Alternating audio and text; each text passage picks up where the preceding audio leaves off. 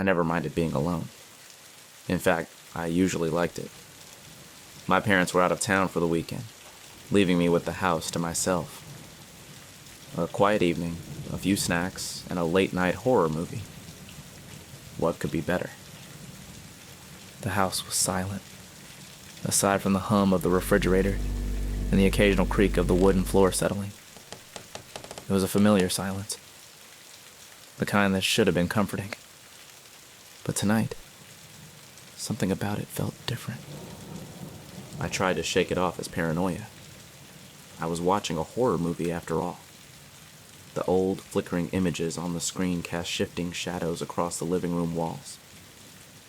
I pulled my blanket tighter around my shoulders and checked my phone. 10:47 p.m. Then I heard it. A sound. Faint but distinct. A soft scraping noise coming from outside. I turned the volume down on the TV, holding my breath. For a moment, there was nothing, just the silence pressing in on me. Maybe I imagined it. Then, my blood ran cold. It was coming from the back door. I sat frozen, every nerve in my body on edge. My mind raced for a rational explanation. The wind? A branch? An animal? I forced myself to breathe and got up slowly, my sock-covered feet making no sound on the hardwood floor. Peering through the dark kitchen toward the glass sliding door, I saw nothing. Still, I locked it, just in case. I turned to go back to the couch when my phone vibrated in my hand. A text from my friend Sarah. Hey, you okay? Thought I saw someone by your house earlier. My stomach dropped. I typed back quickly. What? Where? Her reply was almost immediate. Near your backyard. Probably nothing, but just lock up.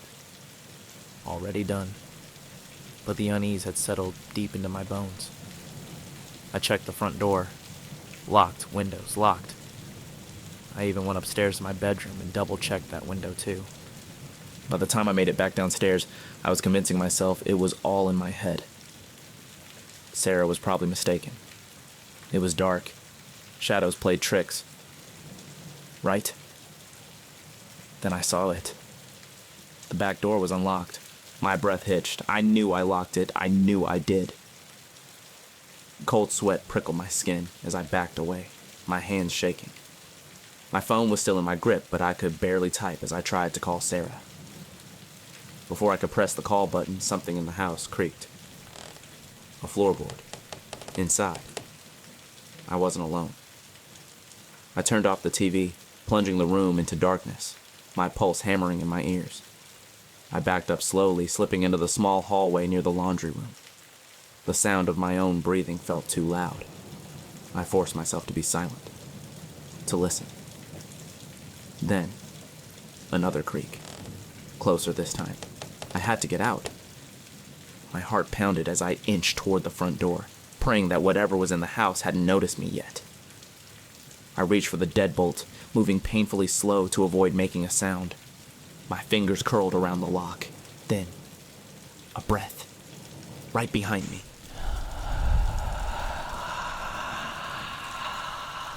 I spun, a scream caught in my throat.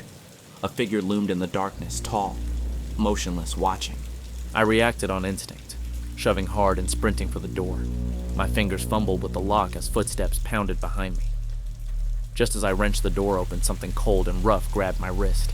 I twisted, wrenching free, and ran. I didn't stop. Not when I reached the street. Not when I pounded on my neighbor's door screaming for help. By the time the police arrived, the house was empty.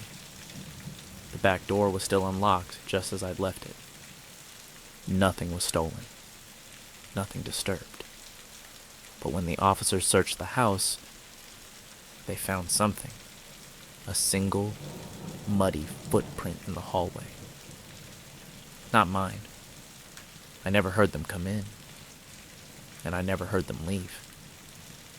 I tried to sleep that night, but every noise made me jolt awake. My neighbor let me stay at their house, but I couldn't shake the feeling of being watched. The police said they'd patrol the area, but their words didn't ease my fear. Morning came slow. The sun should have brought comfort, but as I stood on my front porch staring at my house, an overwhelming dread filled me. Was the intruder gone? Had they ever left? I forced myself inside, accompanied by an officer who did one last sweep of the house. Still empty. I locked every door and window, then double-checked them. Only when I was certain everything was secure did I finally breathe. Days passed and nothing happened. No strange sounds, no footprints, no signs of forced entry. I started to believe it was over, until the notes began appearing. The first one was simple. I like your house. It was left under the back door, the handwriting uneven and jagged. My stomach lurched when I saw it. I called the police again, but there wasn't much they could do. No signs of forced entry, no security cameras. They told me to stay alert. The second note arrived a day later. I was inside again. Guess where I was? I never left last night. You seemed so peaceful sleeping. I packed a bag and left for my aunt's house. I wasn't staying there another night. I installed security cameras before leaving, needing proof, needing answers. 3 days later, I checked the footage. At 2:47 a.m., the back door opened. A figure slipped inside. Tall, motionless, watching. They stayed for hours.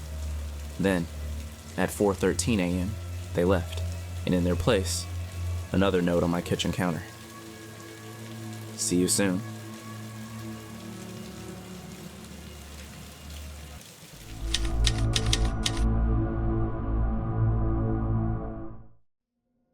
The first night, it was just a sound. A faint against my window. I woke up, groggy and confused, blinking at the darkness. My room was silent except for the faint rustle of the trees outside. I sat up, rubbing my eyes, and walked over to the window, pulling the curtain aside. The street below was empty, bathed in pale moonlight. My neighbors' houses stood still, quiet. Nothing seemed out of place. Then I saw it. A rabbit's paw keychain. It sat on my windowsill, pristine white fur catching the dim light. My stomach twisted. Who had left it there? I leaned out slightly, scanning the yard for any sign of movement. Nothing. No footsteps in the grass, no shadows shifting in the dark. A chill crept up my spine. It felt wrong, placed so deliberately. I hesitated before shutting the window, locking it tight. I told myself it was a prank, some neighborhood kid messing around, but deep down, unease curled inside me. The next night, I had almost convinced myself it had been my imagination. But as I stood in the kitchen, waiting for my Hot Pockets to heat up in the microwave, the power went out. Everything. The hum of the fridge, the buzz of the microwave, the faint glow from my phone charger, gone. I froze. Through the window above the sink, the street was still brightly lit. My neighbors' houses glowed with warm, inviting light. Just my house had no power. A single, familiar creak sounded from the back door. I grabbed my phone and turned on the flashlight. My heart pounded as I moved cautiously toward the sound. I pointed the light at the door, my breath catching. It was open. Just a crack. Just enough for someone to slip inside. I forced my breathing to steady. Hello? My voice was barely a whisper. I swung the beam of my flashlight around the kitchen. Nothing moved. The silence pressed in around me. I backed toward the front door, my pulse hammering in my throat. The wooden floor creaked beneath my feet. I managed to walk out the front door and stood on the front sidewalk next to our old oak tree. And then, in my peripheral vision, I saw it. A figure in the front window. My breath caught in my throat. It stood there motionless, its face obscured by the shadows. I blinked, and as slowly as it had appeared, it began to move. It vanished from the window frame, walking out of sight with an unnatural grace.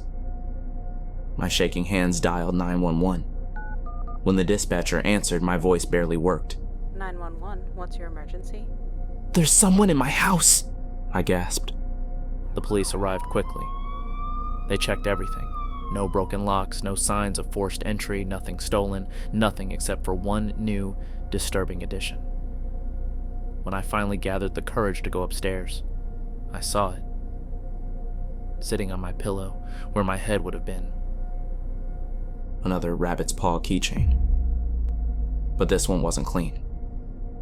Its white fur was stained dark red. And above my bed, scrawled into the wall in jagged letters, "I'll be back." I didn't sleep that night. I couldn't. The police offered to stay outside my house for the rest of the night, but that did nothing to slow my racing thoughts. My parents were still unreachable, away on vacation in another time zone. I was alone. Completely alone. Every sound, every shift of the house made me flinch. What if they were still inside? What if they were just waiting?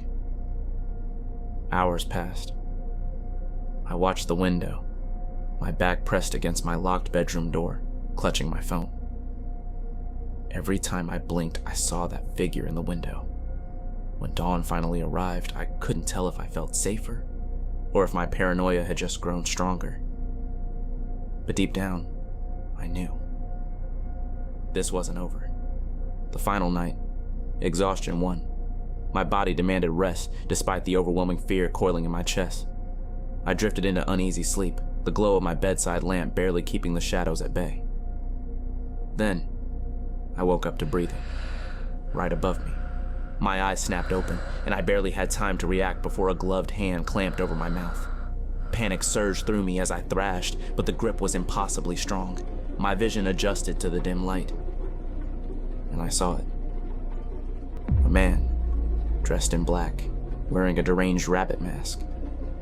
The mask was crude, with jagged stitched seams and lifeless hollow eye holes. The long ears flopped at unnatural angles, as if they had been broken and poorly mended. He loomed over me, his head tilting slightly as if studying me like a specimen. Then, in a blur of movement, he ripped a strip of duct tape from a roll and slapped it over my mouth, muffling my scream. My arms flailed, but he pinned me down, his weight pressing against me like a nightmare made real. This was it. I was going to die. Tears burned my eyes as I struggled against him. He reached into his pocket and pulled out something small and soft. Another rabbit's foot keychain. He dangled it above my face for a moment before placing it gently on my chest, as if gifting me a prize. Then, without a word, he leaned close to my ear and whispered, "Not yet." And just as quickly as he had come, he was gone. He moved with inhuman speed, vanishing into the darkness of my room. I heard the faintest creak of my bedroom door as it swung open, then silence. I lay there, heart pounding, too terrified to move. It felt like hours before I found the courage to rip the tape from my mouth and lunge for my phone. When the police arrived, they found nothing. No forced entry, no signs of anyone being there. But they found the rabbit's foot keychain, and carved into my bedroom door, deeper than before, was a single word: soon. I never stayed in that house again. My parents cut their trip short, and we packed up and left within days. I don't know who he was or why he chose me, but every now and then, even years later, I wake up in a cold sweat, and I wonder if one day he'll decide I'm finally ready.